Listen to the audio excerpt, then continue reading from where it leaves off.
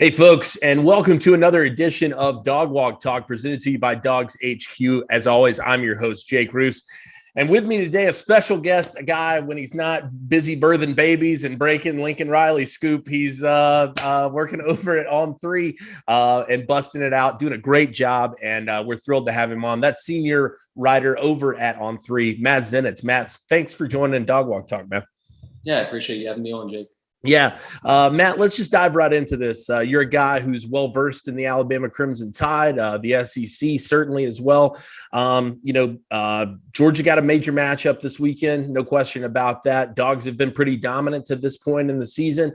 I guess we're looking, we see it in the microcosm every week in the local perspective. From the national perspective and, the people that you interact with and talk to, what are kind of the things that you're looking for out of this SEC championship? I mean, really, for me, it's Alabama's offensive line, specifically the right side of the offensive line from center to right tackle against this Georgia front seven that's one of the best damn front sevens that we've seen probably in the last decade in college football. So if you look at some of the games where Alabama's had issues this year, that big deficiency weak area, center to right tackle, has really been exposed, including against Auburn this past weekend. And obviously they have an even tougher matchup now going against Jordan Davis, that defensive line group that's full of future NFL early round draft picks. But that's going to be an area that I think is going to be problematic for Alabama in this game. And again, against some of the better front sevens and defensive lines that they faced, you've seen it pop up even more, specifically, once again, center to right tackle. Well, you mentioned one of the tougher ones they faced. And look, I feel like, and maybe, this is recency bias on my part, but this feels like one of the more vulnerable Alabama teams that we've seen in a little while, in terms of beatability. I mean, they lost a regular season game to A&M. They've struggled and had some guys hang with them. You're a guy who watched that program closely for many years and still does. I guess, is that an accurate representation, or is that, like I said, kind of us being in the bubble over here in Athens? I think that's completely on point. They were on the verge of losing to an Auburn team that's 6-6 and probably should have lost that game. And it comes down to a couple of key things. So the offense is held back by the offensive line not being at the typical level that you've seen from Alabama offensive line groups in recent years. And depth at running back is a significant issue right now. So going into the season or going into fall camp, they were 5 deep as far as guys who either had produced for them before or were highly ranked recruits, whether it was at the upper tier 4-star or 5-star type level. And all of a sudden, 3 of the top 5 from that group, Jace McClellan, Rodell Williams, Kamar Wheaton, are out, injured. So you're left with Brian Robinson, who's been the bell cow for them all year, has had a good season, but only Trey Sanders behind him is the only other scholarship running back that's actually healthy right now. Their running back is his real position. Now, all of a sudden, Brian's banged up going into this game. So that is a big concern and problem area for them to go along with the offensive line. Well, also though, too, and we mentioned this in our podcast the other day, I think part of what makes Alabama is these are the kind of moments that they live for. These are these big games and, these big opportunities on these big stages. When it matters most, it seems like the Crimson Tide come through. I guess, where do you see, that possibility lying for Alabama? Is there somebody that Georgia fans need to be tuned into and that you expect the Georgia team to be tuned into pretty heavily on Saturday as a difference maker? Yeah, I'll go completely outside the box. So somebody who's completely off the radar, Bryce Young. Bryce has put himself legitimately in the Heisman mix at this point, and he did some special things late in that game against Auburn and in overtime to help them overcome what was a tough first 59 minutes of that one. He's a special player. Jamison Williams, at receiver, is in position now to be first-round draft pick, one of the first receivers selected, a dynamic playmaker. And to go along with that, John Mechie really stepped up for them after Jamison Williams went out with a targeting penalty early in that game against Auburn. And despite being matched up with arguably the best corner prospect in next year's draft, and Roger McCreary, ended up finishing that game with 13 catches for 150 yards and then had 2 scoring catches in overtime. So I would say that's really the strength for this Alabama offense is the combination of just that really composed player who has some special characteristics at quarterback and Bryce Young with those two guys at receiver. And with Brian Robinson, we'll see how healthy he is going into this game, but he's been a dependable guy for them at running back, at the running back position when he isn't held back by some of the issues on that offensive line that we've obviously talked about already. Well, we've talked a lot about the Crimson Tide, but this is a Georgia focused show. You mentioned Jordan Davis is a guy that you're definitely going to be watching. When it comes to this Georgia team, what have you seen out of these guys? Who are the guys that have stood out to you, kind of caught your eye, and have kind of caught your ear with other people talking about them as well? Well, Georgia, just looking at them defensively first, it's a defense full of future early round draft picks. I mean, the Nakobe Deans of the world, Trayvon Walker along the defensive line. You could go down the list and list legitimately like 10 guys who have a chance to be early round NFL draft picks. But the thing that's most interesting for me going into this game is this will be the biggest test for Georgia's offense in a while. And I've been curious with Stetson Bennett at quarterback and just some of the pieces that they have offensively. If a good defense, an above average, very good defense could potentially create issues for this offense and just overall what this offense would look like against a high level of defense. And one thing with Alabama against Auburn, you saw their defense take a step forward, held Auburn to that minimal point total to where even though the offense was struggling to score points, kept them in that game. Have Will Anderson, who's a legitimate contender to be a Heisman finalist, to go a long way with Bryce Young, one of the more dynamic edge players that we've seen in college football in a while. I'm just curious to see what Stetson Bennett and this offense look like against that Alabama defense, and if some of the deficiencies there, specifically with Stetson, maybe get exposed against a better defense. I think that's probably the question on everybody's mind over here when you're talking about Georgia fans, certainly.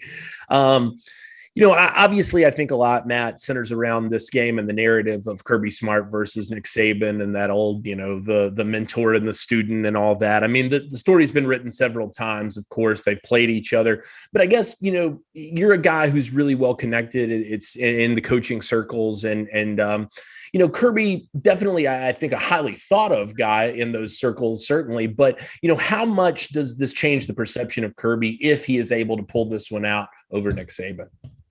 Yeah, I'm not saying anything groundbreaking to add that. Obviously, the next step for Kirby, the natural next step is winning a national championship. Kirby's done some tremendous things at Georgia. This team is, to me, clearly the number one team in the country at this point.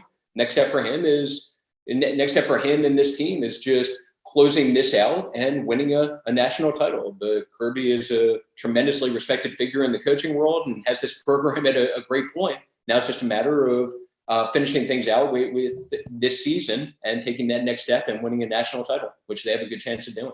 Well, like you said, speaking of taking next steps, I guess we want to talk a little bit about these coaching rumors out there. Like I said, you've been all over some of the changes that are going on in the national scene.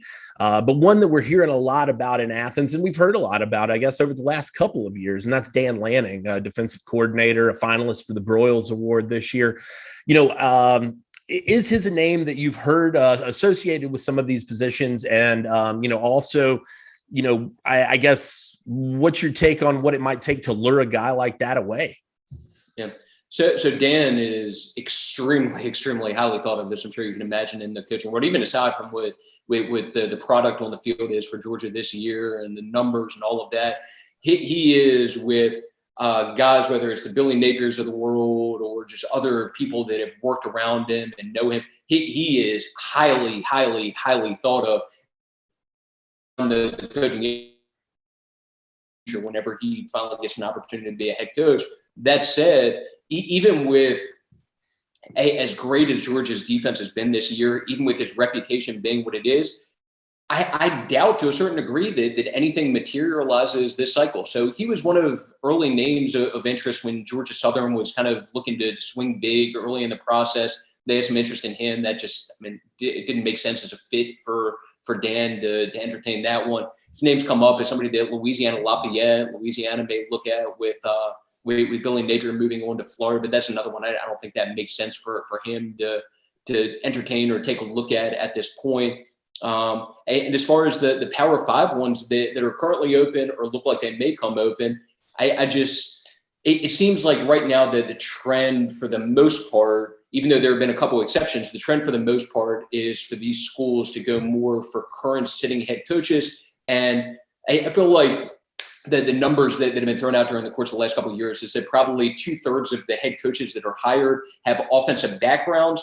And that obviously would work a little bit against Dan, even though the point that I would bring up, and this is something that's come up in relation to Dan recently, is the success of Dave Aranda, the success of Mel Tucker should make these schools and administrators even more interested in a guy like Dan or somebody like Mike Elko at A&M, just looking at the success that two, not only guys with defensive backgrounds have had, but the fact that two of the best hires in college football during the course of the last few years have been former SEC defensive coordinators, including one with Dave Aranda, who went directly from being an SEC defensive coordinator to being head coach. And now all of a sudden, within a couple of years, has Baylor with one of the best turnarounds in the country. So you would think that would bode well for somebody like Dan.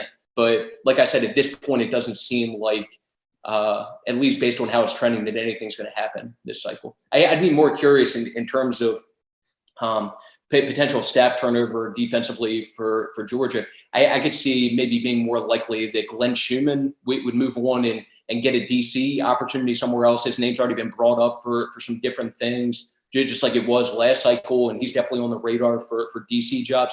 That one would probably be more likely at this point as far as something coming about that would be worth leaving for.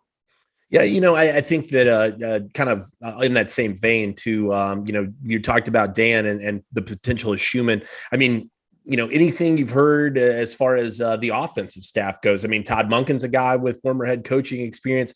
Dell McGee's a really well-respected guy in the league. I mean, any of those guys that you've also maybe heard some buzz about? Yeah. Todd Monken, I think at some point in the coming years, we will get another opportunity to be a head coach. His name, he's highly thought of and came up, not in relation to any specific job, but just being on the radar of somebody who at some point in the near future, even if it's not this year, could be in the mix for another head coaching opportunity at some point in the future.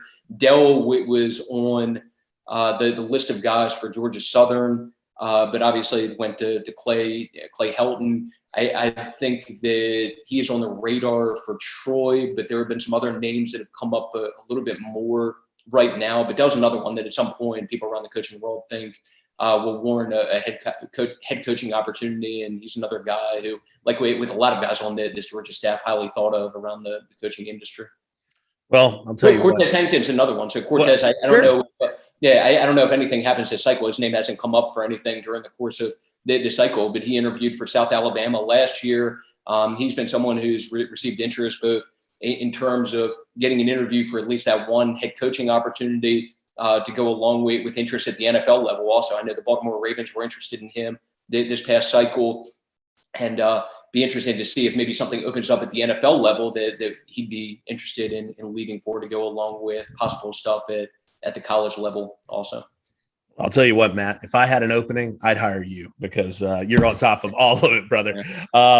We appreciate you so much, man. I know that, like I said, you got 1,000 things going on in the fire. So thank you so much for swinging by, giving us some time over here on Dawg Walk Talk, and definitely hope we can do it again soon. And hey, good luck with the rest of the cycle, I guess, and probably good luck getting some sleep when that new baby's born. I appreciate it, man. And thank you for having me on, Jake. We'll do this again soon. Absolutely, man. All right, Matt Zenitz, guys, thank you so much for tuning in to this edition of Dawg Walk Talk. This is presented to you by DawgsHQ. We'll see you later.